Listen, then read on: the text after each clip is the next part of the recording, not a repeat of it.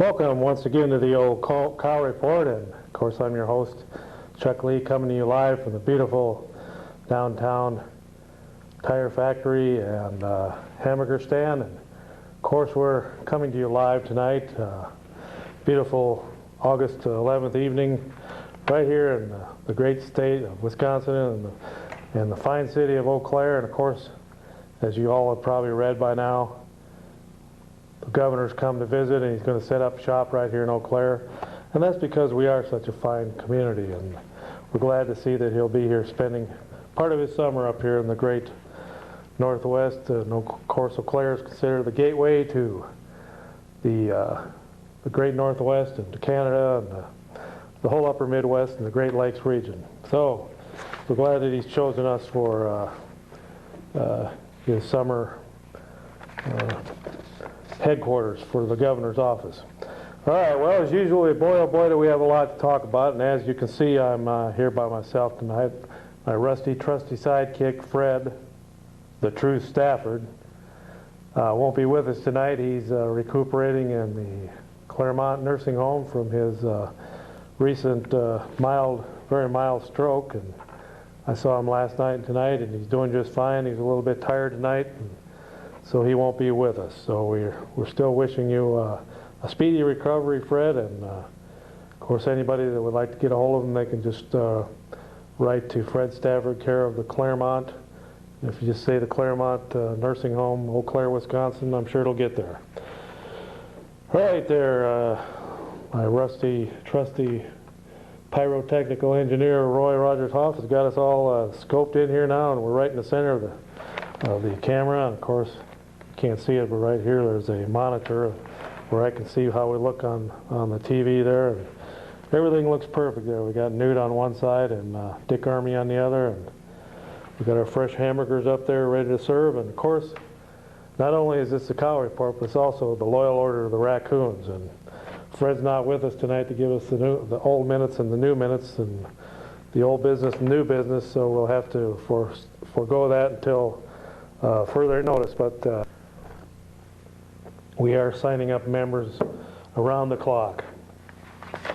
All right, and of course, Roy will be putting up our phone-in live call number, and well, we got all kinds of stuff here now. And it's easy to read there. The top number is 839-6261.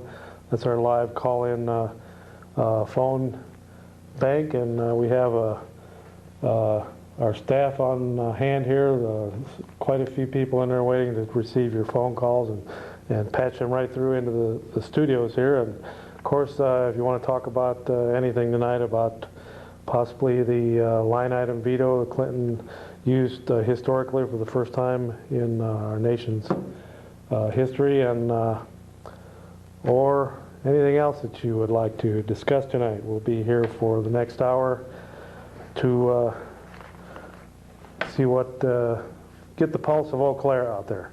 And of course, there's really nothing else on TV when the Cow Report comes in. It is the only thing that is worth watching. And we are the only live, truthful program in Eau Claire. Let everything else be a liar and the Cow Report the truth.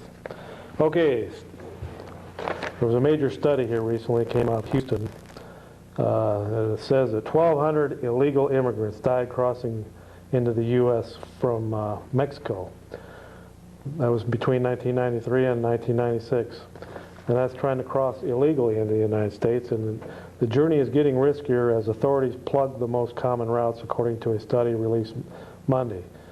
Drowning was by far the most common cause of death, accounting for 851, or 72% of the fatalities. If the intent of current enforcement operations is to make the crossings more difficult, then clearly it has become more dangerous. A study by the University of Houston Center for Immigration Research concluded. The study, titled Death at the Border, is the first to attempt to account the number of people who die trying to cross the 1,600-mile boundary.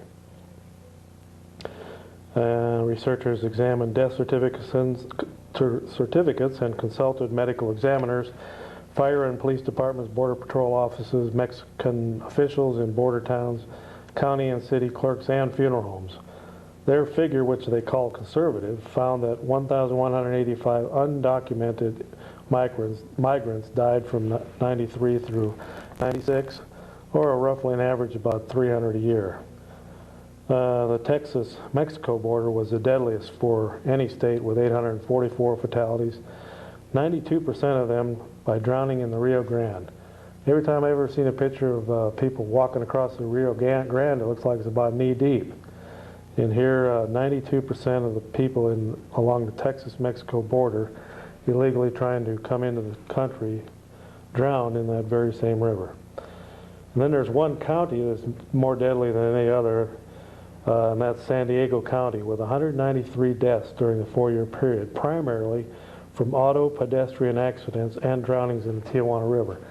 The reason there's auto pedestrian accidents is because they're running across, I think it's either a 6 or 8 lane highway that they dash across. And of course, cars flying by 70, 80 miles an hour. Some of them can't run faster than the car, and they get splattered on the freeways down there in San Diego. And of course, this here survey didn't take into consideration the dozens of people that were murdered by their fellow comrades smuggling illegal drugs and illegal immigrants across the border. There's a lot of bodies strung between here and the southern tip of Mexico, where one thing or another's gone wrong and a drug deal's gone wrong, and or there's been a busload or a truckload or a van load of Mexicans left along the border, or locked in the back of a truck and smothered to death or whatever. And of course, I'm sure there's many, many shallow graves all along that 1,600-mile border. And we'll only know them, someday we'll know exactly what the death toll has been from trying to cross into the United States, crossing into the land of freedom, the streets paved with gold. There's an old saying, if you let the gates up on a country, you can tell how free it is by whether people want to come into the country or they want to leave. Well, in our case, if we left the gates up totally unguarded, probably conservatively, we would have 1 billion of our world's population would come flooding into this country. And of course, for some of you ultra-liberals out there, I'm sure you would just love that, because then you could get more tax dollars out of the overburdened American taxpayers to pay for your follies. Okay, I think we're going to take a call here for those fugitives from the football channels. Go ahead, caller, you're on the air. Chuck, got a question. Line item veto. Maybe this is a two-part question. Number one, what are your thoughts on that? And then number two, one of the things that they passed was this reduction of the cap gain. As you know, on this capital gain, it was at 28%. They're dropped down to 20%. I don't think they could have done a little bit better on that. I'd just like your comments on those two things. Well, did they happen to say how much, did they leave the capital gains alone, the reduction, or did they cut it? No, they did cut it. It's going to drop down to 20%. Yeah, I mean, Clinton didn't go in there and dabble with his line item veto in there, did he? No, he was going to leave that alone. Okay. That's one thing our good friend Newt Gingrich worked real hard on, and he was pretty much responsible for that. He really, really worked hard on that. I wish it could have got lower, of course, but 8% is better than 28. Yeah, it sure is. It goes a long way when you're talking about a piece of property or some stocks. The way the stock market is like a meteorite. It's went sky high, and it's a lot of fortunes have been made for those people that have speculated. But of course, the roll of the dice like that, you could have speculated and you could have lost your shirt going the other way too. So anyway, capital gains is part of the oil that greases the capitalistic engine in this country, and capital investments is what creates jobs, and it puts people to work. It creates more wealth in the country, people taking risks, and that's what America's been made of for close to 230 years now.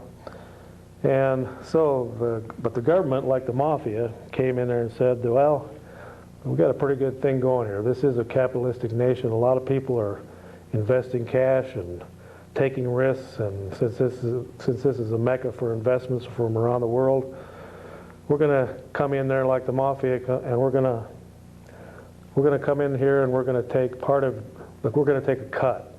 So say you make $100 profit on a venture, for just simplification, the government would take $28 of that if it was considered a capital gain. They would tax that at 28% on the gains part of it. So now the government / mafia is only going to take $20 of that 100. So they're giving us a little break, but it's still they still have their finger in there, and they still are taking a cut to finance their socialist wonderlands and their pork barrels all over the United States and the world. And later on in the program, I'll show you some of the financing we're doing in other parts of the world, including in a roundabout way financing some of the most sophisticated attack nuclear submarines in the world that are being built as fast as they can build them in Russia. And people would say, well, Russia is not our enemy anymore, but who are they building them for if they're not building them to come after us someday? So anyway, getting back to the tax cut, I have here a list of some of the things that looks like Clinton vetoed. And this line item veto is the first time in the history of the United States that a president has had this capability, and it's similar to what Tommy Thompson has here in Wisconsin. He's had for quite a few years, but it's the first time in the history of this country that it's been available to a president. And ironically, it was brought into being by the Republicans who were pushing for it roughly from about 1993 up until it was finally approved, and then the Supreme Court said it was fine for the president to use this. So today was an historic event that he used the line item veto for the first time. Now the bill that brought this into law, I think there's a sunset period where this line item veto closes out, something like the year 2005 or 2002, somewhere in there. So it's not an endless, it was kind of more like an experiment to see how it'll go between 97 and for the next 5-6 years. We'll see how the line item veto goes. Unfortunately, that could be these next 5 or 6 years, this veto could be used by a Democratic president. As long as the economy hums along and the debt is supposedly being paid off and there's euphoria in the land and people have money in their pocketbook and they're buying things again and they're investing and the stock market is going basically one way and everything looks good, the party in power tends to get the credit for that. And as long as things hum along, we could see a Democratic presidential dynasty set up here, first starting with Clinton's first term, now his second, Al Gore a first and second term. So it could be many years before the Republicans get in there, if at all, to try out the line item veto. But anyway, before I take this next call, here's some details on the financial effect of the vetoes on the budget over the next 5 years. Canceling the provision to allow U.S. financial services firms to avoid paying taxes on income from overseas operations would save the federal government $317 million. Vetoing the tax break to food processing companies that sell assets to certain farmers' cooperatives will save the government an estimated $98 million over 5 years. And striking down preferential treatment for the state of New York regarding the Medicaid health care program for the poor would save the federal government some $200 million. Of course, Republican Senator Alphonse D'Amato wasn't too happy about that because it's his state that was on the receiving end of the line item veto. But there basically were 3 provisions that were vetoed, 2 special interest tax breaks and an item affecting Medicare in New York City. Total savings, $600 million over 5 years. But basically that is just a drop in the bucket beside a $1.7 trillion budget. That's annual budget. And I guess here it says Newt Gingrich was a little bit upset, but I think the way things are going in this country, with a little bit of internal squabbling amongst the Republicans right now, I think they were happy to get out of Dodge with what they did when they got Clinton to sign off on this thing on Monday, and I'm sure there was agreements on what he would veto later on, but by and large they kept the package intact. Those tax credits for anybody that has children, $400 to start, eventually $500 per child. That's a pretty healthy tax cut for anybody that has any children at all. Capital gains cut from 28% to 20% will help a lot of people, and it's going to bring more investment. People will invest more now. Maybe they'll invest that 8% difference that they're saving that can get rolled back into the economy. There's some provisions for student loans. The payback period on that has been extended.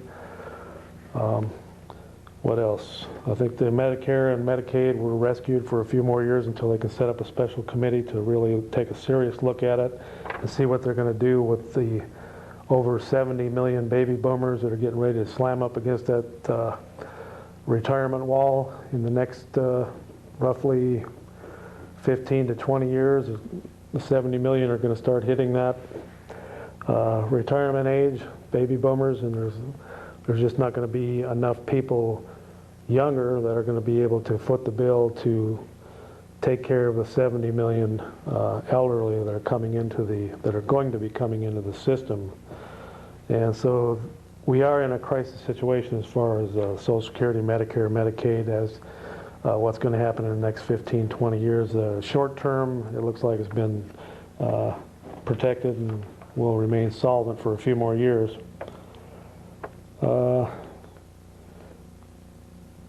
Let's see. Other than that, it looks like we have a new balanced budget agreement. With the way the economy is going, supposedly, some of the detractors of this agreement say that the budget will balance itself within a couple of years because of the highest tax increase in the history of our nation, which took effect back in 1993, signed into law by Clinton, and not one Republican voted for that. That was when the Democrats controlled Congress and voted that into law. Of course, by 1994, they'd been booted out of power because of that very tax increase. And luckily, the Republicans got in there in quick enough time to rectify some of the damage that it had done and get the economy stabilized so that the expansion could continue. So, with that note, Roy Rogers Hoff, great-great-grandson of Chief Sitting Bull, says that there's another call on line 1. Of course, that number is 839-6261.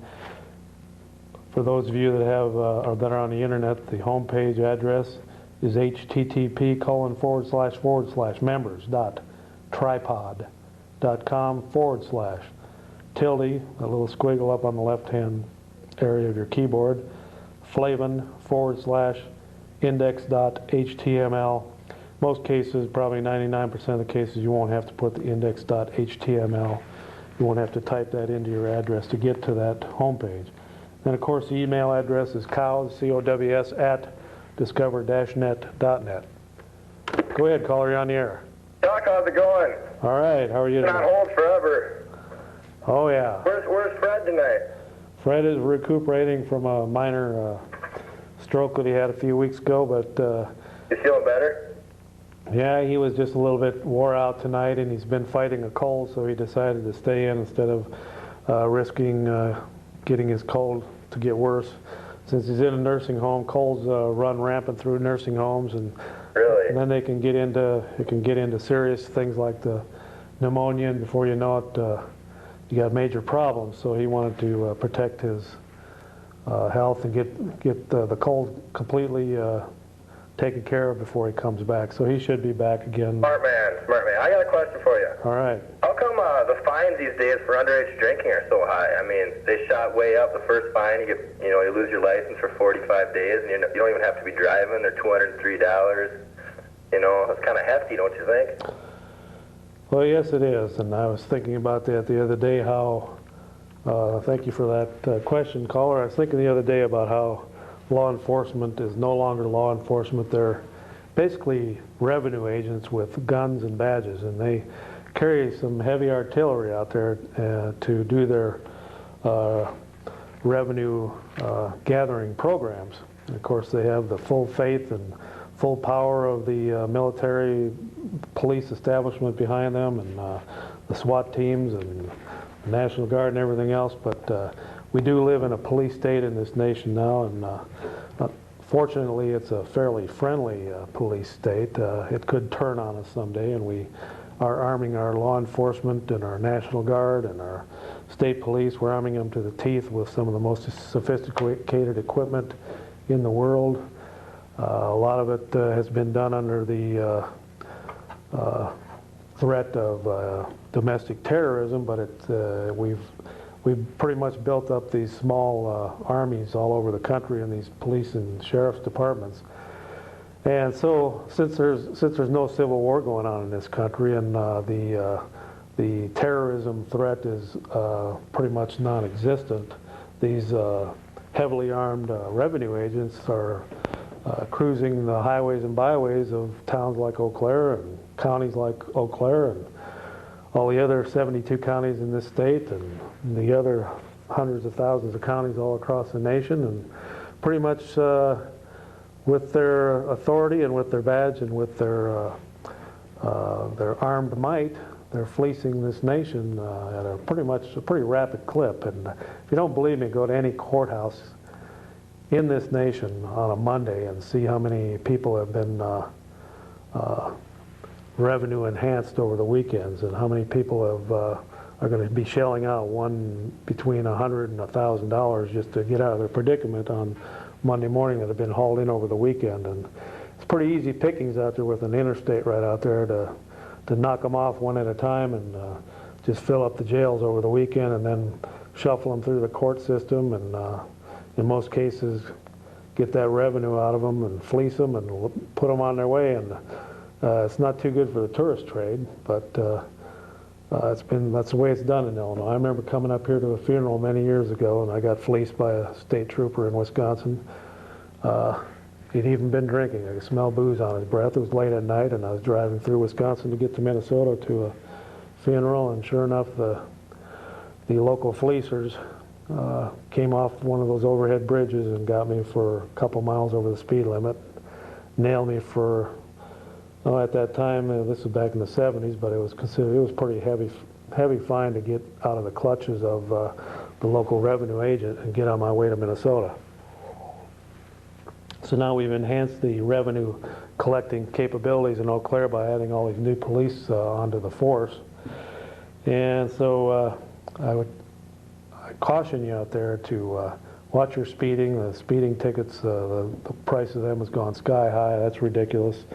And of course, we have this very strange situation in Wisconsin where we pretty much let the Tavern League run the alcohol business in this state, and they pretty much get their way because they're such a big political action committee that they bought off quite a few legislators to make Wisconsin just knee-deep in booze on one hand, so it's pretty much available to anyone if you're able to crawl up on the bar, or if you're able to open a bottle, you're able to drink in this state.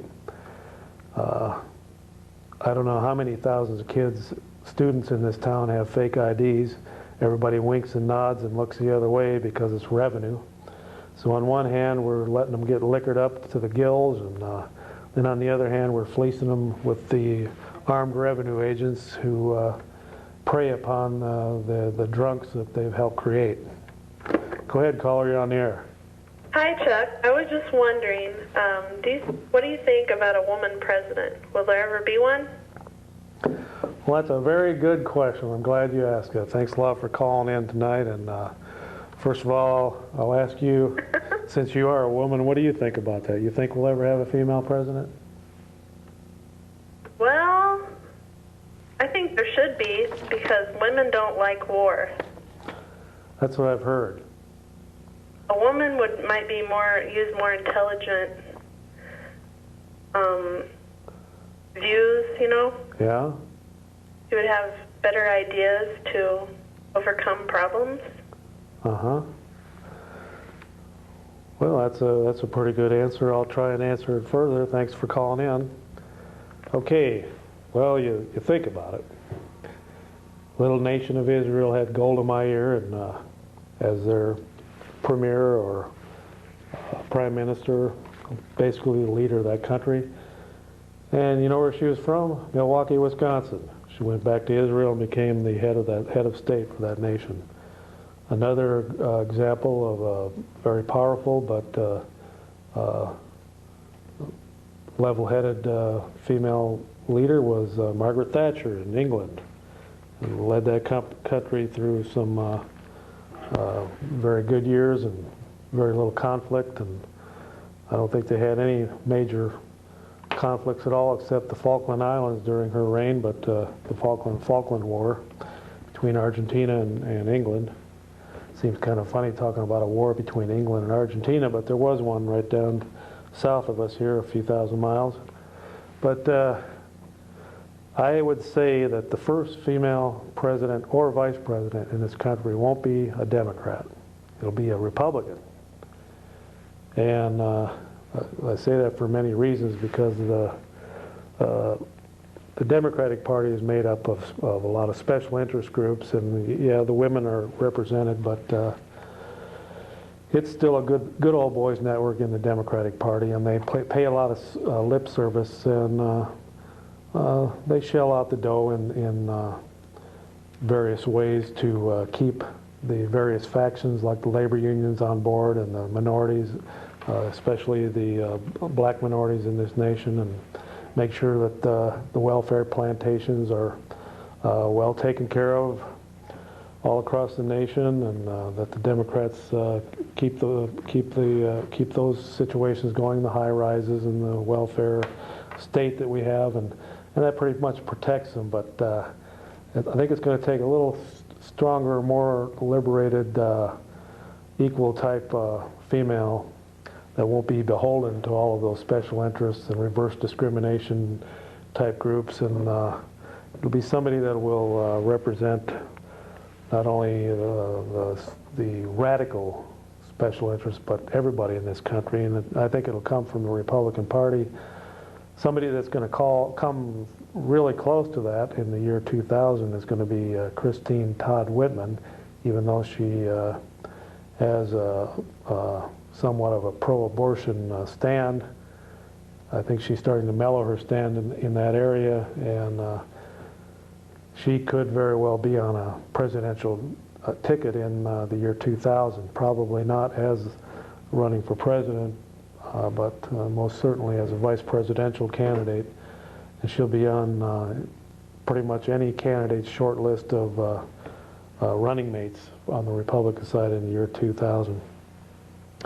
A very interesting scenario could take place where we have Colin Powell and Christine Todd Whitman running as a team and becoming the first black president and the first female vice president in this nation.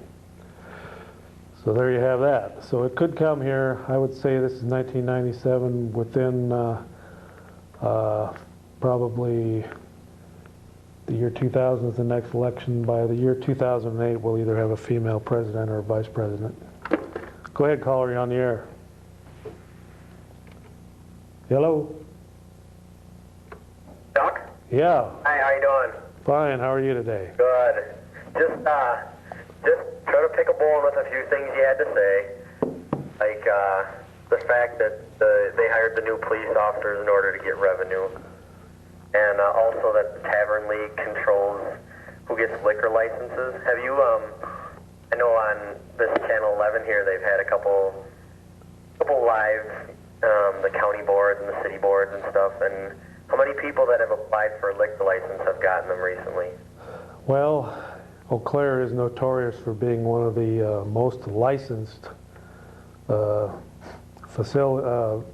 establishments with the most license in the nation per capita. I guess we're right up there, 1 or 2, as far as having the most bars and places that serve alcohol. Well, And, what I'm saying is on a more of a statewide basis, the liquor flows pretty freely, and maybe right now there's a little bit of crunch on the liquor licenses, but the Tavern League is trying to notch that up and make it almost impossible to transfer a liquor license unless you have about $10,000 to $15,000 to pay for one.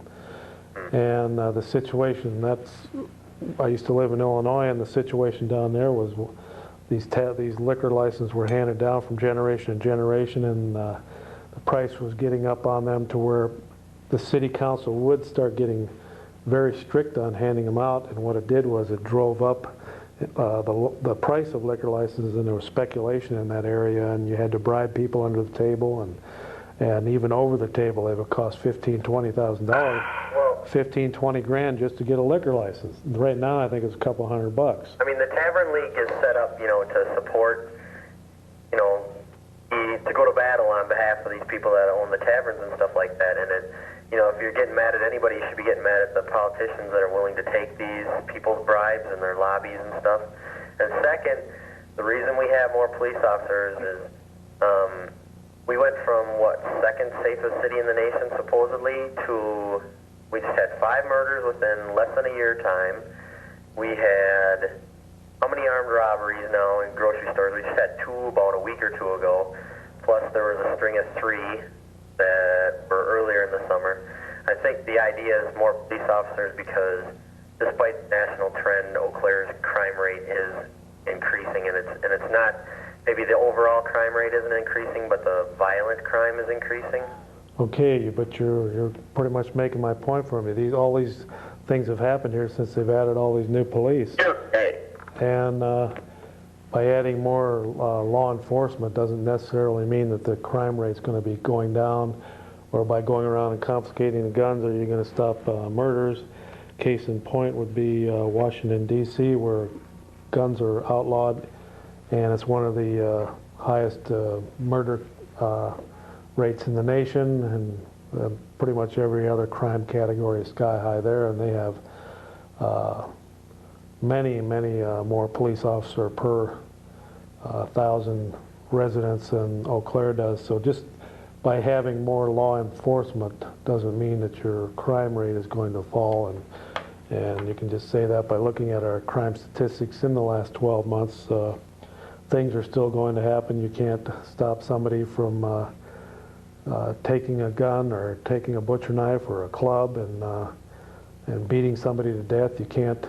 Look how long it took to stop this Nerdrum guy from all of his bomb threats. It took years. He made several hundred of them. Look at all the times that the bomb squads had to come into Eau Claire, and the National Guard was up here, and the FBI had an army in here, the SWAT teams, and private investigators and special investigators, and there was just an army of people working on this case, and it still took them to the point where he went off the deep end and had a shootout with the police before they actually cornered him and identified him. So creating a more severe police state and creating a more armed camp with law enforcement doesn't necessarily mean your crime rate's going to go down. Unless you're doing it to where you have a more presence on the streets, people walking the beats like you used to. In most cities, they would have a cop that would walk a beat. They wouldn't be in cars to where you could just duck behind a building, wait for the police car to go drive by, and then smash a window and break into a building and get what you want. And of course, like the armed robberies just a couple nights ago, that's with more police on the streets in Eau Claire than ever. So that's not necessarily going to stop the crime rate, unfortunately. As far as the Tavern League, they are very powerful. They have bought politicians. They do spread a lot of money around at election time. And they are very powerful. They're probably one of the most powerful lobbying groups in the state. And because there's a lot of money in booze. Go ahead, caller, you're on the air. Yes. Why are you dressed such an idiot? Who? Why are you dressed like an idiot? What's wrong with this? This here is the latest. Look at your eye patch. What's that all about? This is the latest in fashions here. Everybody out on the West Coast is dressing like this now. Haven't you seen any of the Academy Awards or anything lately? Where in the heck you been? Everyone dresses like this. The latest styles. Okay. Here's some interesting news coming out of Israel for Christians and Jews that are waiting for the Messiah. While Jews mourn the destruction of their second temple by the Romans in 70 AD, Jewish extremists are planning to rebuild the structure on its former site where Islam's third holiest shrine now stands. Of course, that's the Dome of the Rock, that big golden dome that you see on the skyline in Jerusalem. That is a Muslim mosque that's been there for 1,300 years. And where the rub is the Muslims built that on top of the second temple, and that is the most holiest site for the Jewish religion. Incense, prayers, and vines for sacred wine are ready for the Messianic era. So this group of people in Jerusalem are already gathering together all the implements and tools and artifacts that they need to start building the second temple and to start setting up animal sacrifices and all of the other Jewish paraphernalia that goes with their worship. Jewish extremists are planning to rebuild the structure on its former site. According to Jewish tradition, rebuilding the temple will hasten the coming of the Messiah, but before they can achieve universal peace, the extremist faithful are prepared for a final battle because reconstruction of the temple would mean the destruction of the 1,300-year-old mosque complex. The Muslim built on the temple ruins the complex, which includes the Dome of the Rock, the place from which the Prophet Muhammad ascended to heaven in the 7th century. That's according to Muslim tradition. It's like an army. We must train to be ready when war breaks out, Ben Yosef said. The first stage is to pray en masse in the complex and then to demand the building of the temple. Ben Yosef told AFP he organizes an annual meeting of the builders of the third temple in Israel, which more than 1,000 people attended. 7 years ago, there were only 30 people that showed up. The participants outlined their projects at the meetings. A huge golden chandelier has already been made in the United States, and future high priests are able to train for animal sacrifices on a simulation altar near the Dead Sea. An architect has even drawn up a plan for Jerusalem involving new parking lots for the millions of pilgrims who will come for the Passover sacrifices, said Yosef. The extremists have come into conflict with the Muslim authorities who manage the mosque complex, and also the Israeli police who have formally banned them from the site. Okay, what does it say here? It is forbidden to ascend the Temple Mount because of the risk of desecration of the second temple's Holy of Holies where the Ark was kept, a statement from the chief rabbi said. A Jewish extremist, Yitzhak Yaluz, said the leaders are afraid of the international community's reaction. They don't dare to tell the world that the site is ours. And it is one of the major rubs between Arab and Israeli is that Dome of the Rock on top of the second temple, King Solomon's second temple. Yaluz is buying stones cut in the Negev desert with donations and stockpiling them for use in the temple reconstruction. They've already started cutting the stones for that. The former graphic designer from Paris firmly believes in the third temple. God will provide the finishing touches. When I am involved with the stones, I feel that something is moving in heaven, he said, pointing to 4 flagstones stored in his trailer at a Jewish settlement on the West Bank. He calculated that they will need 6 million such large stones to rebuild this temple. While waiting for the Messiah, the extremists go to the complex along with tourists and are regularly questioned by the police. I go there to show a Jewish presence, but incognito, with sunglasses and a hat, said Fievel Handler, a former hippie from Minnesota. The Muslim authorities do not rule out the risk of confrontation over the holy site.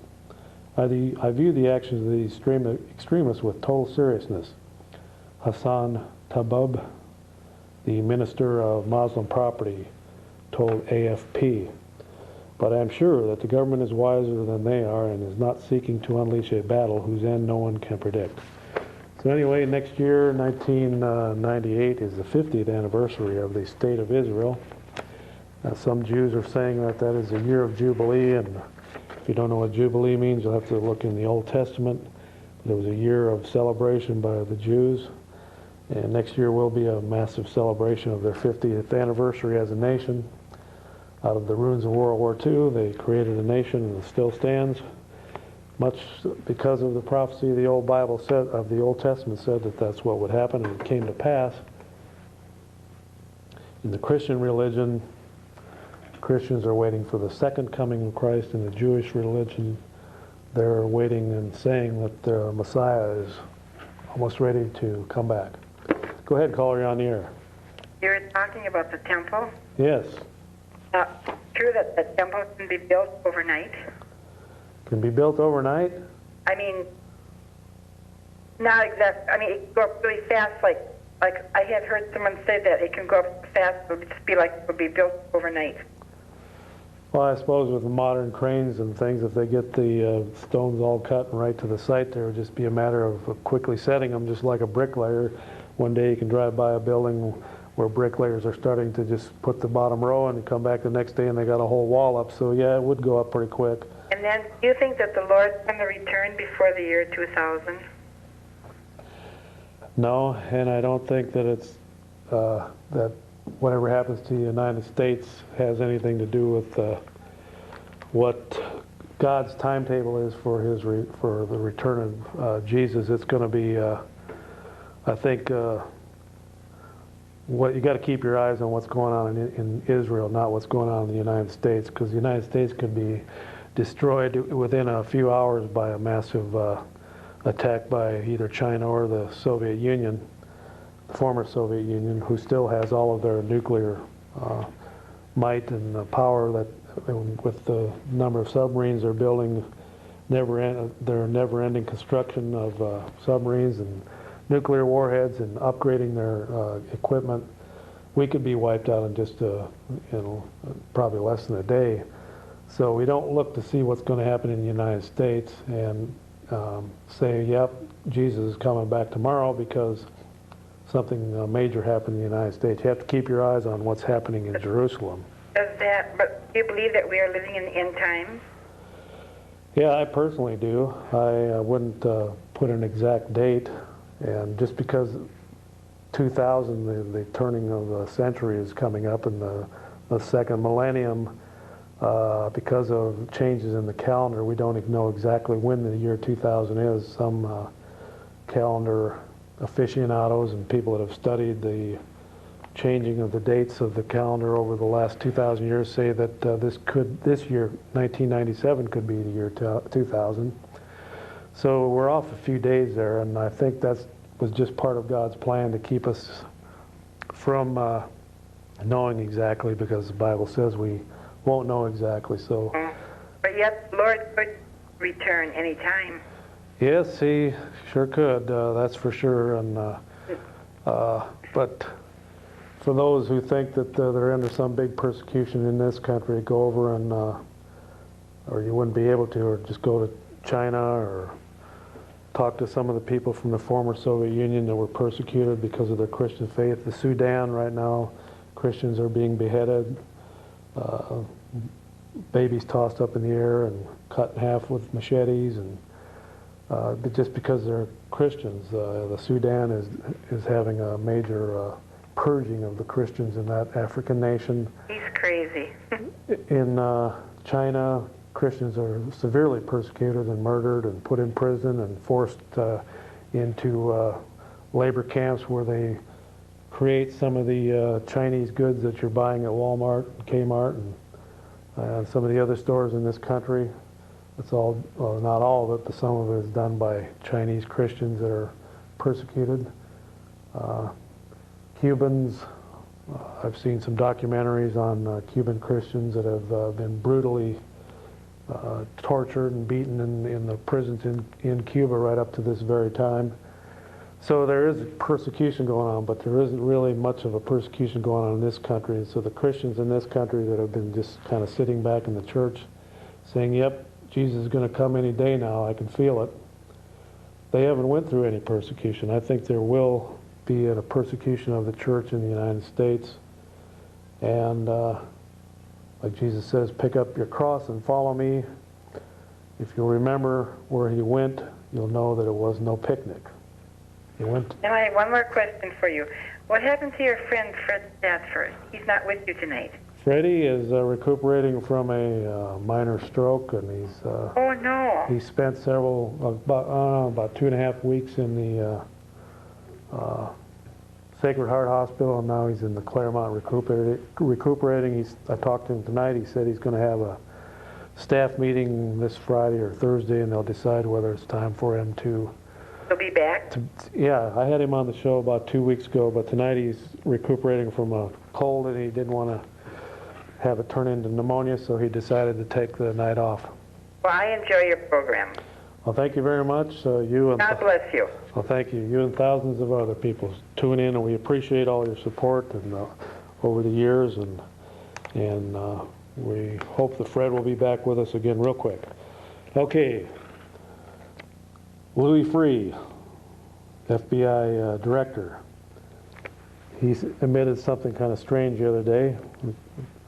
Not that I want to get on a police state kick tonight, but this is just another article that came out of the New American Magazine for August 4th. It says, Freeh admits FBI is dangerous. To those who had seen Waco, the rules of engagement, I guess that was a movie that came out. FBI Director Louis Freeh's June 5th testimony before the House Judiciary Committee takes on especially ominous tones, acknowledging the FBI's many recent black eyes, Waco, Ruby Ridge, Richard Jewell, the FBI Crime Lab, etc.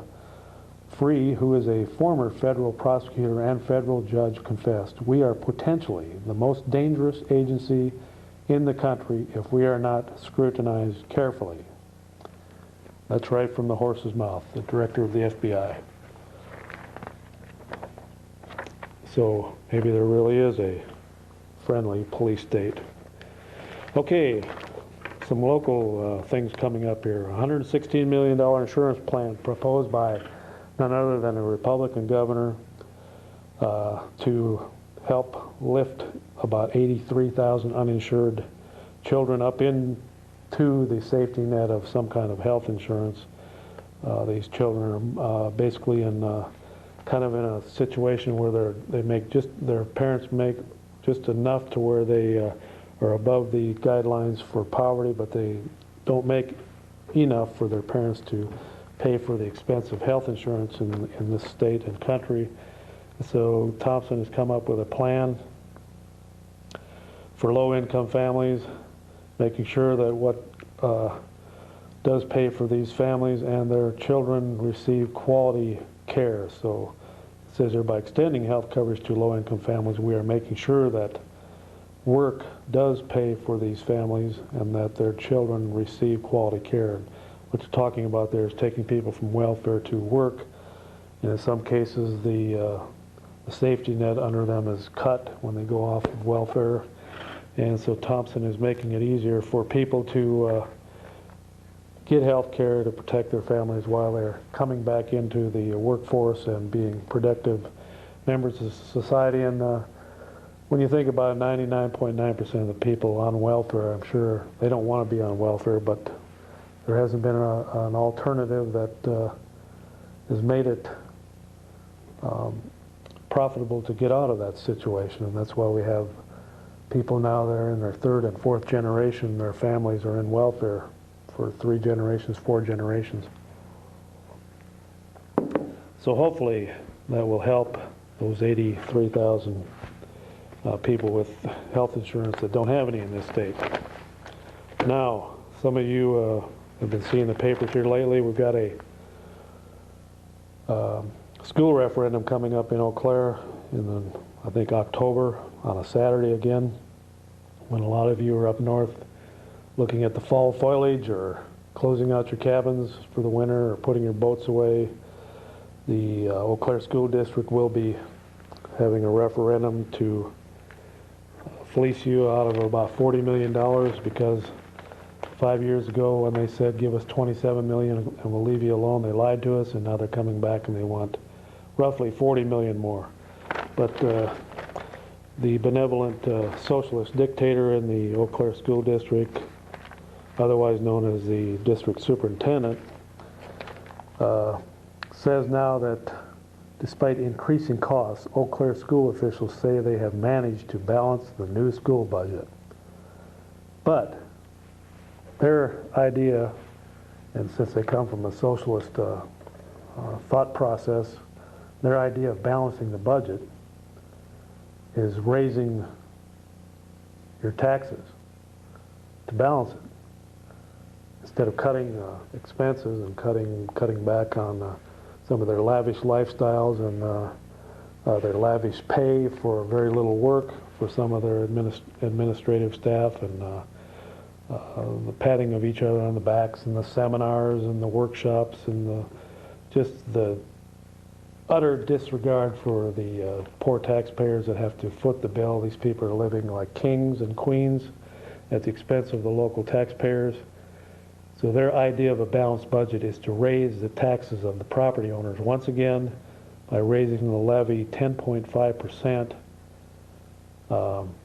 raising spending from 79.5 million to 82.4 million, raising the tax levy from 28.5 million to 31.5 million, and raising the tax rate per $1,000 equalized valuation from $11.52 to $12.04. So their idea of balancing the budget is jacking up the budget to a historic level of $82.4 million, which is basically double what they were 10 years ago. Now, the quality of education hasn't doubled in Eau Claire.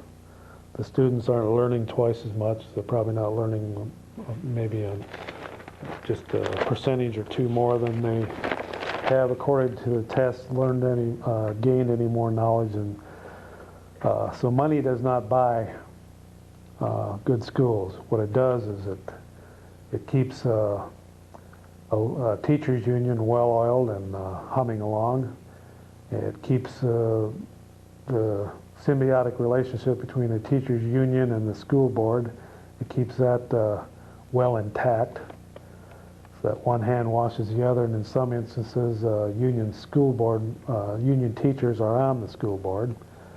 The superintendent here is in the pocket of the school board. He pretty much gives, or in the pocket of the teachers union, pretty much gives them anything they want, as long as he gets his lavish lifestyle paid for and his lavish salary and his many vacations and other perks and retirement plans and 401k plans and whatever other plans that they have given to themselves.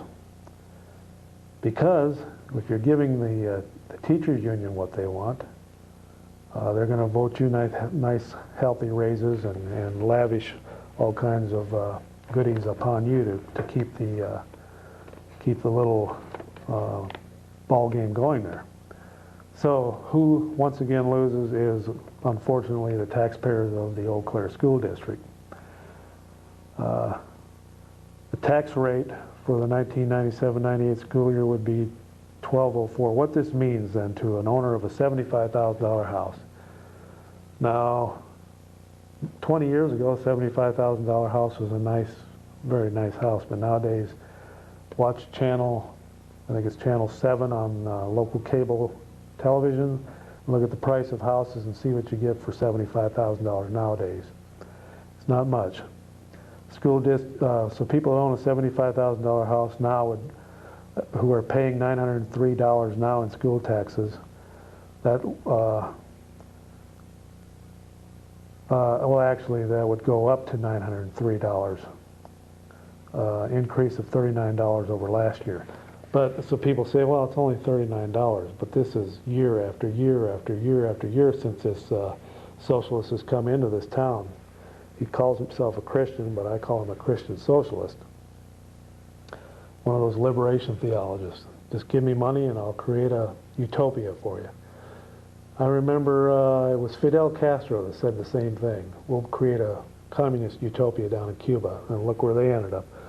Well, the lavishness and the foolishness and the foolish spending is going unabated in this school district, and there's a reason why.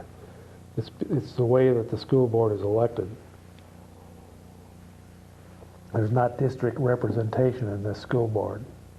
It's the people with the most money buy these seats, and with the union, with the teachers union and people that are directly sucking off the school board tip, that have the most to gain, they're making sure that their buddies keep getting elected.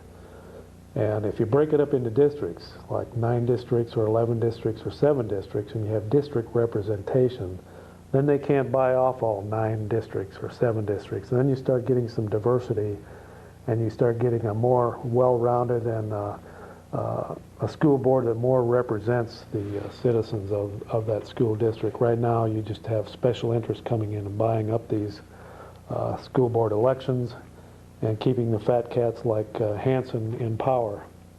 But his day will come. Like most dictators, one way or another, they are removed from office. Go ahead, caller, you're on the air. What do you think about state budget not being passed yet? State budget not being passed? Yeah, Well, one thing about it, while it's not being passed, your taxes aren't going up, yeah, because they never go down. yeah, So you're saving a few bucks there until they go up. yeah, Sure, it is deferred, but the rub is the Republicans control the state assembly and the Democrats control the state senate, thanks to some foolish votes on the Milwaukee Brewers Stadium. They lost control of the state senate, the Republicans did. So now we have a gridlock here as to the state budget. As far as I'm concerned, they can send the whole thing back to the state legislature and have them look it all over again and give them orders to cut 20% out of it. Then it might be a decent budget to pass and have a governor sign. the guy that called, he should be out of office, I think. He should do what? Chuck Paul should be out of office, I think. Yeah, he's quite a character. Of course, he ran for governor and didn't get anywhere. Well, big glad. It's a good show you have. Okay, well, thanks for calling in. We appreciate your support. Okay, so if you want to stop this foolishness, stop this referendum in October, because I still say that some nations have to have United Nations observers come in and observe elections to make sure they're fair and above board and there's no hanky-panky going on, like printing of ballots up at the school board district offices. We need some neutral observers to come in. Somebody needs to contact the United Nations and ask them if they can send in some observers to watch the polls and to make sure that this is a fair and above board election and not a $40 million theft job. But right now, you think about it, just the school portion of your taxes on a $75,000 house is $900 a year. Isn't that getting a little ridiculous? That $75,000 house in Minnesota or Illinois probably wouldn't have to pay $900 total in taxes for everything: schools, sewer, police, fire, and the whole works. So it just shows you how we've let this get out of control now, and we have a 900-pound gorilla in these school districts, and these superintendents are these little mini dictators all over the state. Okay, we got time for one more call, and then we're out of here. Go ahead, caller, you're on the air. Hi, I was just wondering that since they don't give you the lottery credit for property tax anymore, they took that away. What do they do with all the money that they take in for the lottery then? How's that spent, or where does it go? I'll hang up and listen to your comment. Well, I think right now it's in the general revenue or general fund, and it's collecting interest, but they are trying to figure out a way how to get that rebated back to us. And I think the rub is people from outside of the state owned property in the state weren't getting in on the rebates, so it was declared unconstitutional. But where there's a will, there's a way, and they'll find a way to get that reinstated. I think in the meantime it's either in escrow or it's in the general fund drawing interest. And we do have a surplus in this state under Tommy Thompson. We'll give him credit for that. He's going to be up here in a few weeks to visit our great city, and so go out and wish him well, go visit him. Thanks a lot for tuning in. We'll see you again right here next time on the Old Cow Report. I've been your host, Chuck Lee. Adios, amigos and amigettes. Thanks to Roy Rogers Hoff for all his hard work. Good night.